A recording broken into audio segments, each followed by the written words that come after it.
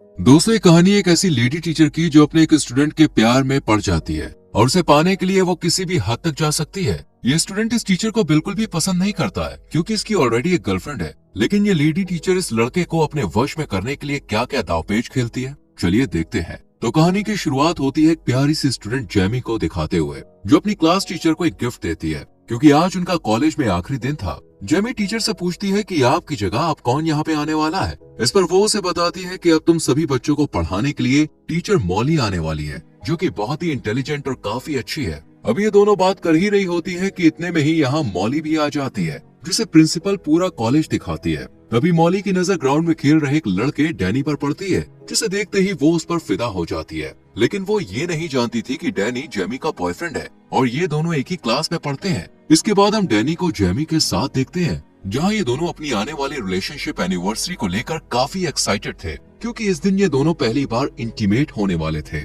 इसके बाद हम जेमी के डैड को देखते हैं, जो बस पूरा दिन घर में रहकर पबजी खेलते रहते हैं, जबकि जेमी की मॉम डबल शिफ्ट करके घर का पूरा खर्चा उठाती है, जिस वजह से जेमी के पेरेंट्स के बीच हमेशा से ही झगड़ा रहता है। जेमी को भी ये सब बिल्कुल अच्छा नहीं लगता, लेकिन वो अपने डैड से कुछ भी कह नहीं सकती थी। अगले दिन क्लास में मॉली अपने बारे में सभी स्टूडेंट्स को बताते हुए लगातार डैनी को ही देखती रहती है। साथ ही वो उसे क्लास खत्म होने के बाद एक्स्ट्रा क्लास लेने के लिए भी कहती है क्योंकि उसे डैनी पढ़ाई में काफी कमजोर लग रहा था। इस पर डैनी भी मॉली की बात मान जाता है और उससे एक्स्ट्रा क्लास लेने के लिए राजी हो जाता है। इसी दौरान मॉली उसे अपने पास बैठाती है और उससे कहती है कि अगर तुम्हें अच्छे कॉलेज में एडमिशन लेना है तो तुम्हें कल से ही क्लास लेना शुरू कर देना चाहिए। दरअसल ये सब मॉली की एक चाल थी। वो ये सब डैनी के करीब आने के लिए कर रही थी, लेकिन डैनी उसे कल की क्लास के लिए मना कर देता है क्योंकि कल उसकी और जेमी की रिलेशनशिप एनिवर्सरी थी। ये सब सुनकर मॉली को बिल्कुल भी अच्छा नहीं लगता। फिर जब डैनी यहाँ से जाने लगता है तभी मॉली उससे उसका फोन नंबर ले लेती है। अब घर आने के बाद भी मॉली का पूरा ध्यान डैनी पर ही होता है और अब वो सोचने लगती है कि आखिर कैसे जेमी और डैनी को अलग किया जाए। तभी उसके दिमाग में एक आइडिया आता है और वो अगले दिन जानबूझकर जेमी को असाइनमेंट में सी ग्रेड देती है, जिसे देखकर जेमी को बहुत बुरा लगता है। अब वो क्लास खत्म होने के बाद मॉली के पास जाती है और उससे कहती है कि मैं एक मिडिल क्लास फैमिली से हूँ और मुझे अच्छी यूनिवर्सिटी में एडमिशन लेने के लिए अच्छे ग्रेड्स की जरूरत होगी ताकि मुझे अच्छी स्कॉलरशिप मिल सके।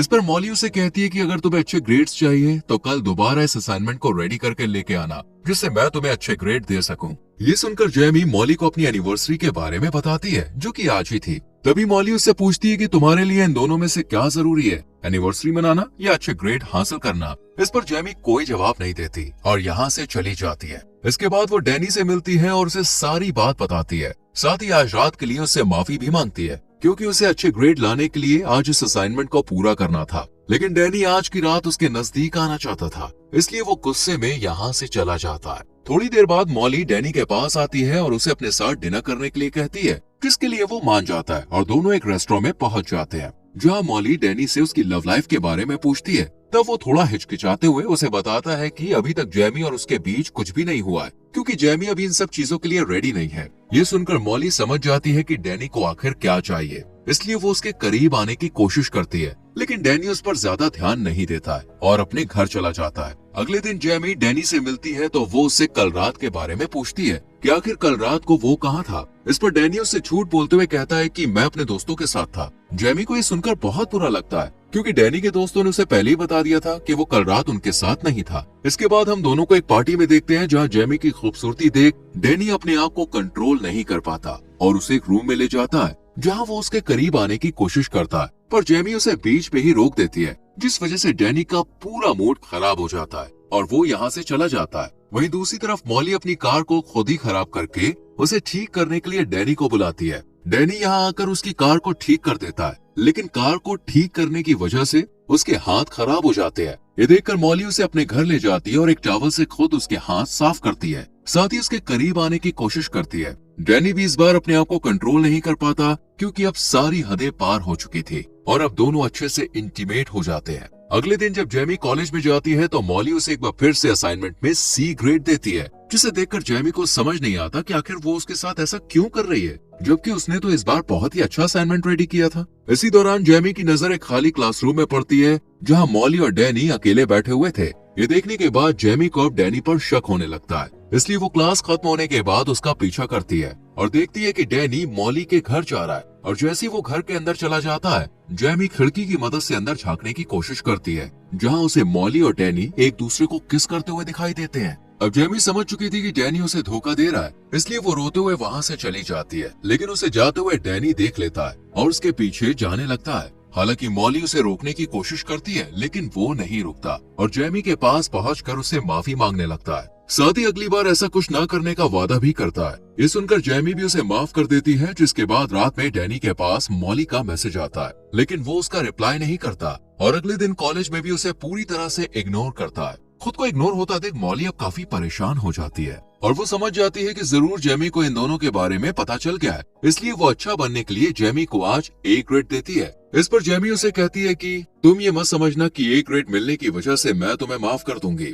इतना कहकर वो अपना असाइनमेंट डस्टबिन में फेंक कर यहाँ से चली जाती है। इसी दौरान डैनी जेमी के पास आता है और उससे कहता है कि मॉली उसे काफी परेशान कर रही है, इसलिए वो आज रात उससे मिलने के लिए जाएगा और उसके साथ अपने रिश्ते को खत्म कर देगा। इसके बाद वो मॉली को मैसेज करके एक लोकेशन पर बुलाता है। मॉली को लगता है कि शायद वो अब भी उससे प्यार करता है, इसलिए वो जल्दी से तैयार होकर उस लोकेशन पर पहुंच जाती है और काफी खुश भी होती है। लेकिन उसकी ये खुशी उस वक्त उदासी में बदल जाती है जब डैनी उससे कहता है कि वो सिर्फ जेमी से प्यार करता है और अब वो उसके साथ कोई रिश्ता नहीं रखना चाहता। ये सुनकर मॉली बहुत ज्यादा अपसेट हो जाती है और डैनी को मनाने की कोशिश करती है, लेकिन वो उसकी एक भी बात नहीं सुनता और यहाँ से जाने लगता है। ये देखकर मॉली को भी बहुत ज्यादा गुस्सा आता है और उसी गुस्से में वो अपनी कार को स्टार्ट कर डैनी को कुचलकर मार देती है। वहीं उसका खून एक कपड़े में भरकर जेमी के कार के बम्पर पर लगा देती है। साथ ही अपना फोन भी जेमी की कार में ही रख देती है, ताकि सभी को लगे कि डैनी की मौत के पीछे जेमी का ही हाथ है और उसी ने उसे मारा है। इसके बाद वो मूवी देखने के लिए एक थिएटर में चली जाती है और मूवी के टिकट को अपने पास संभाल कर रख लेती है,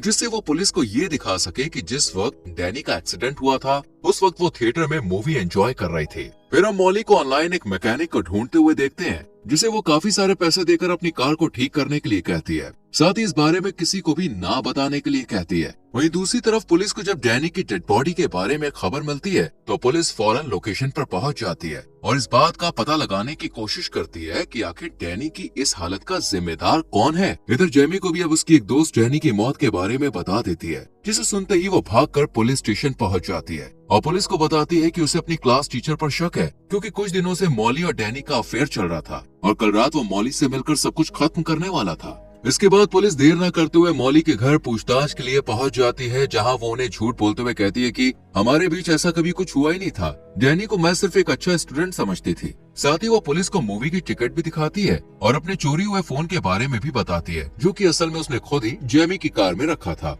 मॉली की बात सुनने के बाद और टिकट देखने के बाद पुलिस को भी लगने लगता है कि शायद वो सब सच बोल रही है। इसके बाद पुलिस शक के आधार पर जेमी के घर तलाशी लेने के लिए जाती है और जब उसकी कार को चेक करती है तब उन्हें कार के बम्पर पर डैनी का खून लगा हुआ मिलता है। साथ ही उन्हें जेमी की कार से मॉली का फोन भी मिल जाता है, जिसमें डैनी से मिलने का मैसेज भी आया हुआ था। इन सभी सबूतों को देखते हुए पुलिस जेमी को अरेस्ट कर लेती है, लेकिन जेमी के पेरेंट्स उसे बेल पर रिलीज करवा लेते हैं। जेमी अपनी मॉम को बताती है कि उसे लगता है कि डैनी का खून किसी और ने नहीं बल्कि मॉली ने ही किया है। अब जेमी की मॉम मॉली के खिलाफ सबूत इकट्ठा करने की कोशिश करने लगती है, ताकि वो जेमी के ऊपर से डैनी के खून का इल्जाम हटा सके। इसके लिए वो सबसे पहले कॉलेज जाती है और चुपचाप मॉली के बैग से उसकी कार की चाबी निकाल लेती है और फिर उसकी कार को चेक करती है और तभी उसे उस मैकेनिक के बारे में पता चलता है। वो मैकेनिक के पास जाकर उससे मॉली के बारे में पूछताछ करती है, लेकिन वो उन्हें झूठ बोलते हुए कहता है कि मेरे पास ना तो इस नाम की कोई लेडी आई और ना ही कोई कार आई।